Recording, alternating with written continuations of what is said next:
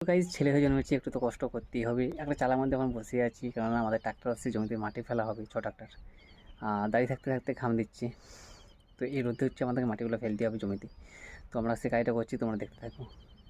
তো finally guys ট্রাক্টরটা আমাদের বিলকে চলে এসেছে। তো এখন হচ্ছে আনলোড করছে। সকালে দেওয়ার কথা ছিল কিন্তু সকালে আসেনি, অন্যদিকে গিয়েছিল আর সুন্দরভাবে পুরো মাটিটা এখানে ফেলে দিল, কেননা ট্রাক্টরটা এখানে ফেসে গেছে।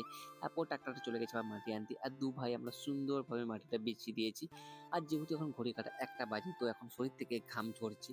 যেখানে প্রথম বসেছিলাম সেখানটাকে যাব, তখন চলো সেখানটাকে যাই। আর যেতে যেতে দেখতে পাচ্ছি আমাদের পুকুরটা কত জল ছিল বর্ষাকালে। যেহেতু এখন সূর্যের তাপমাত্রা দিন দিন বাড়ছে, সে কারণেই এখন দেখতেই পাচ্ছি জল কমে গেছে। আর সারসগুলো এখানে বসেছিল সেই ছোট ছোট মাছগুলা খাওয়ার আশায়, তো ওদেরকে একটু আমার ক্যামেরা বন্দি করে নিলাম।